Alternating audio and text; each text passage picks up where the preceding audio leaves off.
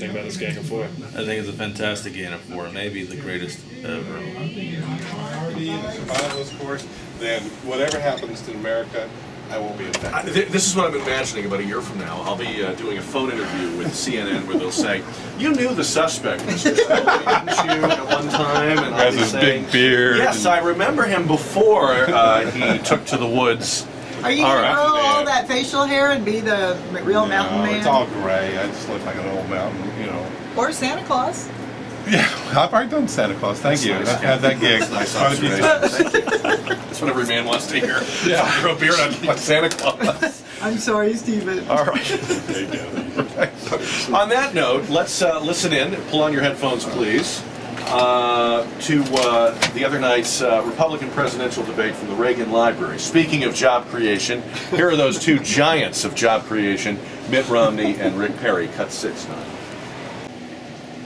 Okay. All right.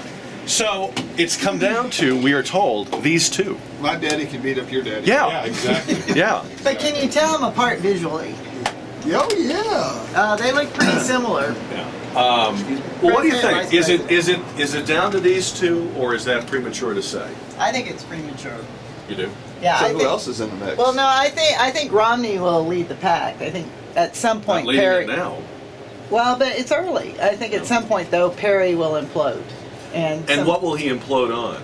Like a verbal Well, gaffe yeah, or something from I his think there's just going to past, be or- a series of gaffes that, unless though, if he gets a strong political team behind him, which I think he's building now, I don't think he has in place quite yet, that could be the shift.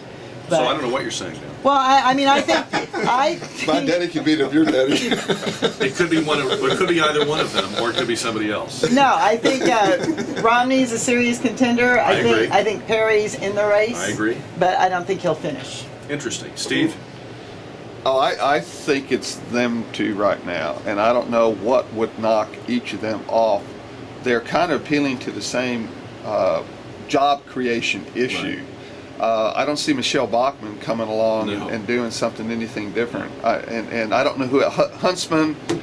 I don't. I like him a lot, but he cannot seem to get any traction. He can't articulate. I mean, He's very articulate. well, But not publicly. it seemed to me, like he was. sounded at times like he was trying to. He sounded like the most grown-up person on that stage. Well, he seemed to always be apologizing for serving in the Democratic. For a Democratic president, and I don't see that the stated policies that he has appeals to the Republican primary voters. So probably those two, and do you think they'll both be in it to the end, or how do you think it'll go? Yeah, I think both of them would be into it. I mean, A fight to the finish. Is that good for the Republicans if they do that? I think it's healthy. And the reason I say it, people always think, well, you beat each other up, and then your opponent the Democratic opponent uses that against the other person. Not always. But Look at the Democrats 4 years ago. Yeah, but I think Obama was special. I mean, in terms of He's certainly special. you had to be argue careful with that. of the race issue, and Right. and so because of that, I think everyone treaded very gingerly around that. Steve Stoli, real quick. Is it these two or not? I think the media is going to make it these two. I think they're going to make it a Romney, unless Perry, unless one of them just. But it shouldn't be. It shouldn't be. I tell you, the guy who I really liked who spoke plainly was the Godfather guy. Herman Cain. Herman Cain. Yeah, he just spoke Yeah, he plain does. and simple, Very and refreshing. that was nice. Yeah, that was. But it'll probably still be Perry. Too bad we've never elected a black man president. All right, when we come back, we have more of your votes in Gang of, on the JR poll and more from our Gang of Four. But first, 10:55, a traffic check on 550 KTSA.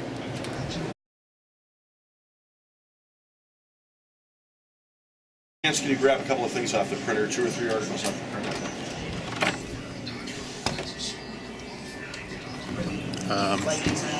It's 11:09 on San Antonio's News Talk Station 550 KTSA and online at ktsa.com. Jack Riccardi on Friday. We're kicking off the weekend with our Gang of Four. 55. Should Congress pass Barack Obama's jobs bill now and then figure out how to pay for it later? Yes or no? The gang earlier telling us not very impressed with the jobs plan.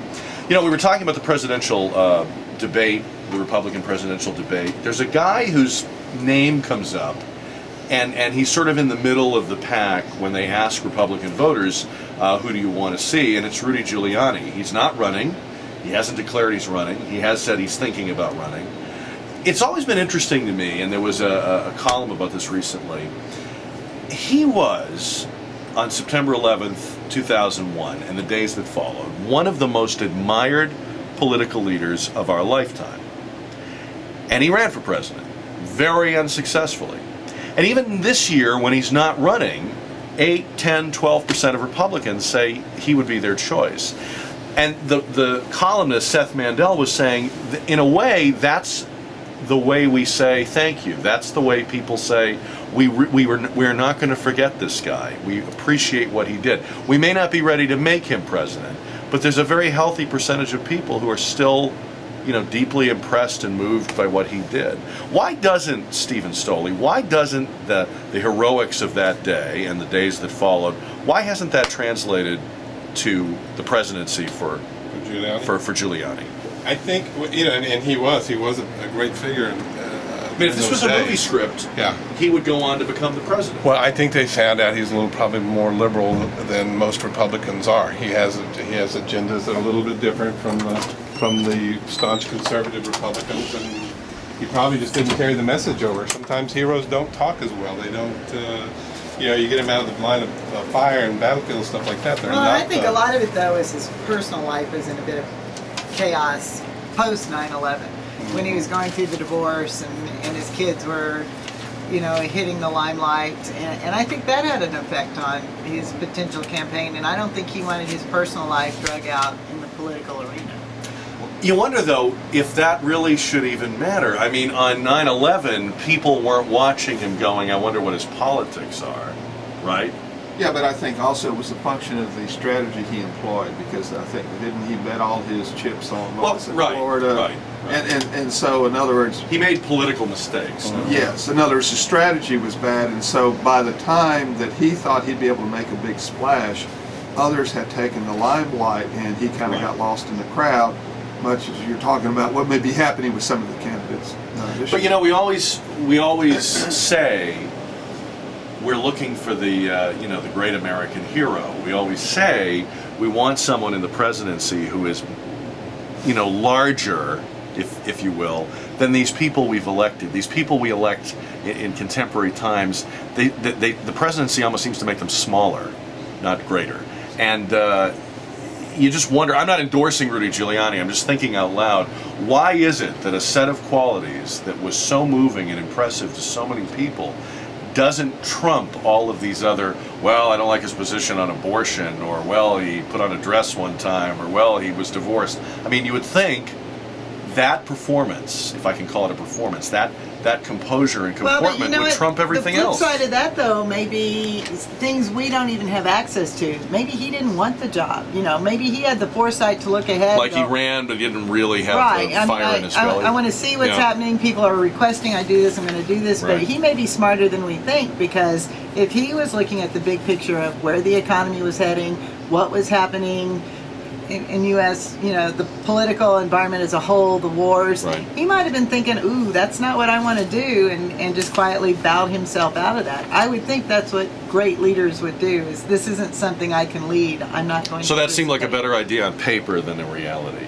I think he has outstanding leadership skills. I think he has great potential as a president, and I think he's too smart to want the job.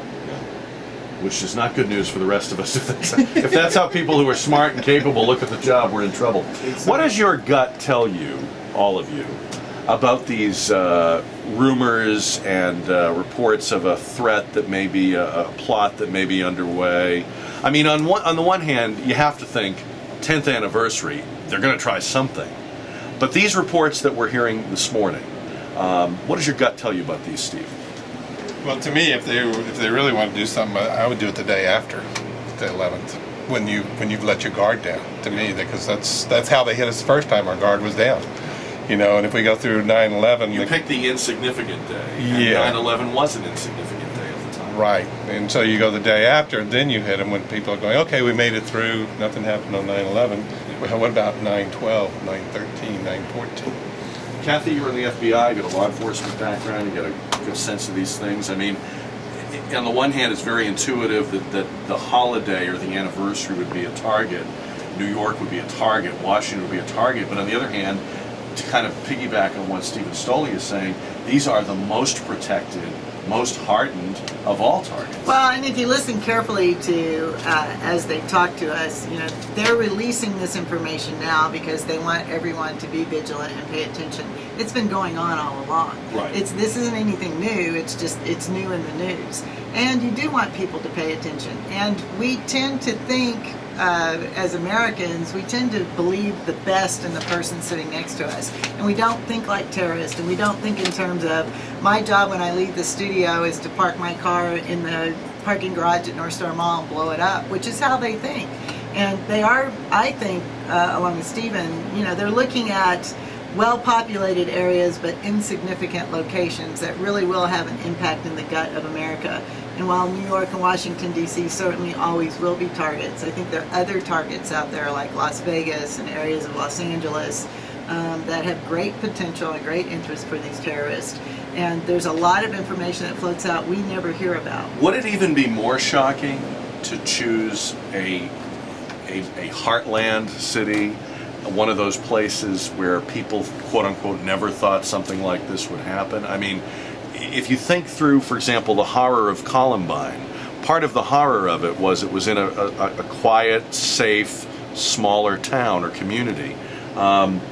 If you attack the New Yorks and the Washingtons, Steve Hilbig, A, you've already done that, and B, the perception is those are quote unquote more dangerous places.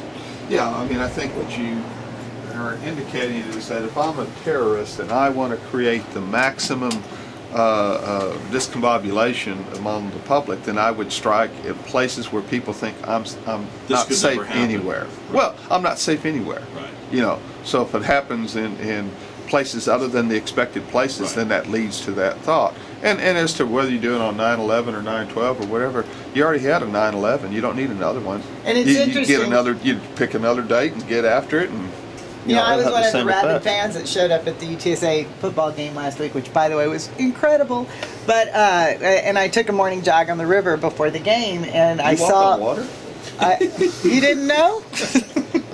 You should see her. I'm sorry. I did say walk. No, you said I like it when Steve apologizes to me in the studio.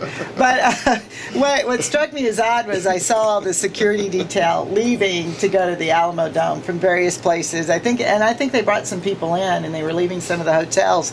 And I remember thinking, you know, 10 years ago, you wouldn't have had this massive No. security at a college football Or game. the security would have been to make sure nobody snuck in without a ticket. Yeah.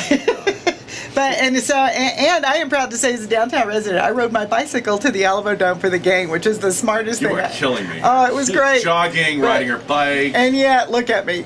But when I got there, you know, there's certain things that when you're trained a certain way, you start watching for. And so I started looking around for, you know, where is the security? And I was very impressed. I thought, this is a venue that's a perfect target Right. for that kind of thing, and we're ready for it. Right. Even if something had happened, I think we had response teams in place. So I'm very comfortable going out in public places because you can't live in fear. You just got to live your life. You know, speaking of the Alamo Dome, I just went through downtown for the first time, and I don't want to start another topic, but I looked at the sign that said Cesar E. Chavez Alamo Dome. It doesn't say Cesar E. Chavez Boulevard, like it says St. Paul's Square stuff. And it looks like, if I was a tourist, that we've renamed the Alamo Dome the Cesar E. Chavez Alamo Dome. That's what it looks like. What do you want us to do? Put a comma? I want another the Alamo Dome $100,000. Do you want a comma? Do you want I want a boulevard. a line drawn on the I'm sign? just telling you, but I was a tourist when I drove through. So. Well, you will be a tourist driving through I sometime will be soon. with Yeah. you. All right, we're going to come back with a lightning round. We have more to talk about with our gang. It's 11:19 on the News and Talk of San Antonio, 550 KTSA. Once again, Karen Klaus.